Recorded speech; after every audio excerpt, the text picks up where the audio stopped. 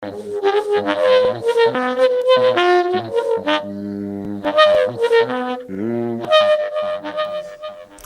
right, so this weekend, big weekend in Lesotho, the country held their elections, early elections, to bring about peace and stability there in Lesotho. And following these elections has been our contributing editor here at the SABC, Vuyo Mvoko. He is there at the moment, and now one is watching to see if the results are going to be released. I know that there's been some speculation that the results may be released at 9 o'clock this morning. Not certain during the last crossing to Vuyo that was actually going to be the case, because that would be in around about 20 minutes from now. Vuyo, you are there. Any indications that that's going to be the case? Do you reckon 20 minutes from now we will know who wins the Lesotho elections?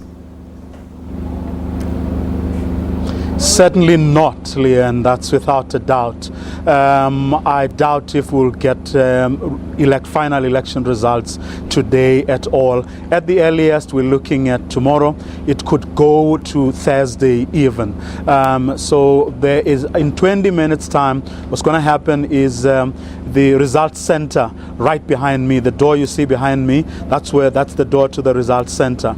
That's when they are going to resume the announcement of the results. They announce the results constantly, but then political parties don't speak in case they are accused of calling the election. So it's the IEC, it's the leadership of the IEC that announces the results of the various constituencies as they go.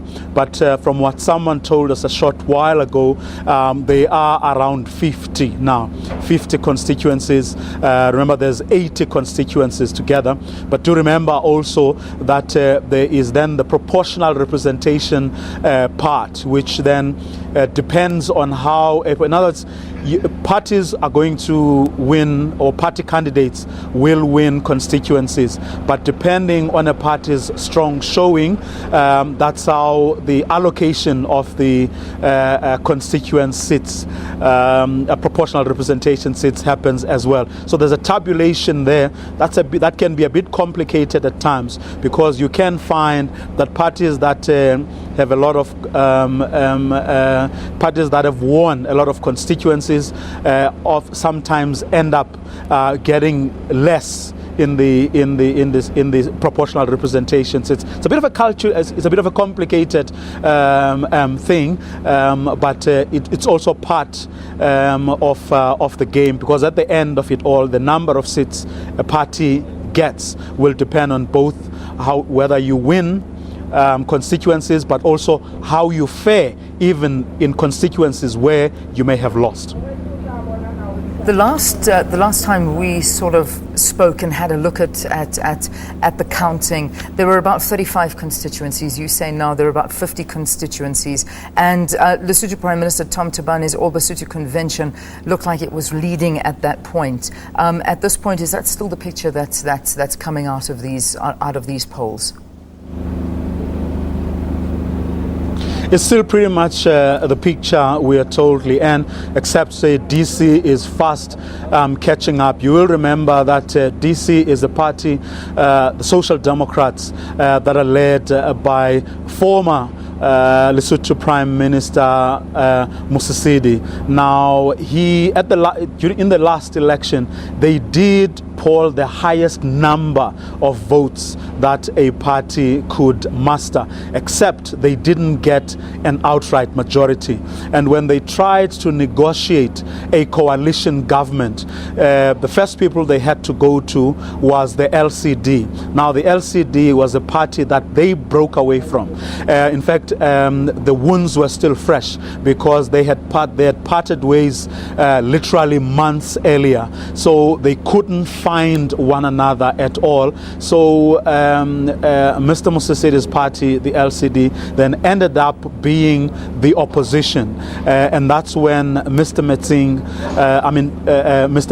of the DC then went with Prime Minister Tabane's party to form that coalition party that never really worked, that is responsible for this election that brought the crisis that we saw. Leanne? We see now that reports coming in from the UN Secretary General Ban Ki-moon congratulating Lesotho on a peaceful election, and that it seemed to have been a free and fair election at this point. In our last crossing, we did speak about that, saying that it was free and fair, and that everything seems to have gone off smoothly. We also had the SADC facilitator who ended his visit there yesterday, our very own Deputy President Cyril Ramaphosa. Did you happen to see him during his visit there yesterday? Yes, we did try to speak to him yesterday. He wouldn't say a word, which I must say caught especially the Lesotho media by surprise, because they thought that he would gloat, he would really say, job well done, Basotho, but also, of course, take some of the credit, given that he is responsible for bringing those warring Lesotho coalition government factions together and actually putting them on the path that yielded the result we saw at the weekend. So it was a bit, as one of the people here said, it was a bit bizarre, and some people were actually read a lot into it, and some admittedly a bit too much, because they were saying maybe he knows something that we don't know, hence he doesn't want to talk.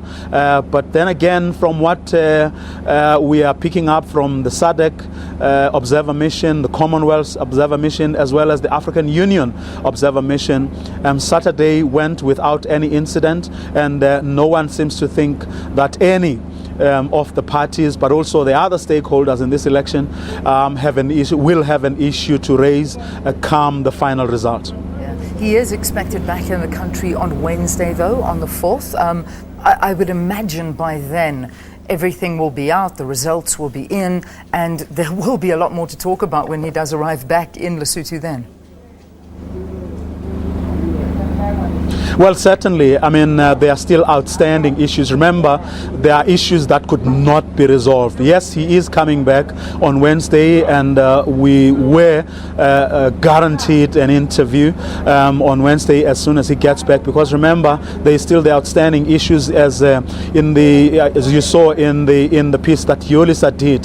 The security forces it's a sore point here, because you have an army and in fact you have security forces, both the army and the police, that are seen to be taking sides with politicians, something that really suggests or says to you that Lesotho's democracy is a bit fragile, irrespective of who will win this election. So those issues need to be resolved. But also there are constitutional issues that need to be resolved to ensure that even if coalitions may become the order of the day, you need a much more solid foundation than what you have had so far.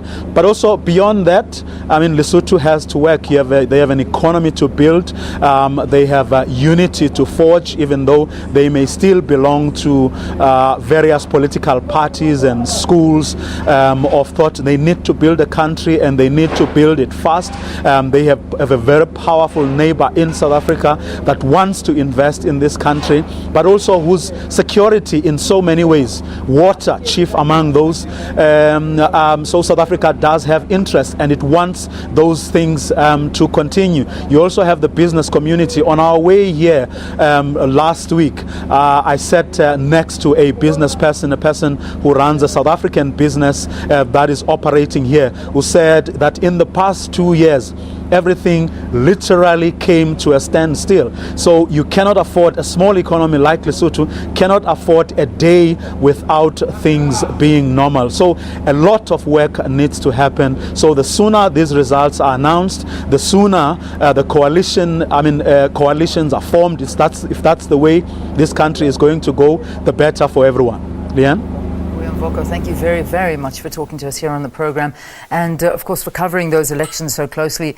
Vuyo Mvoko stationed in Maseru. You can see he's there outside of the election centre, where the results will be released officially. Certainly not within the next couple of minutes, because there's still a lot of constituencies that need to report their results. So far, 50 of the 80 constituencies have declared their results. So we'll continue to monitor that.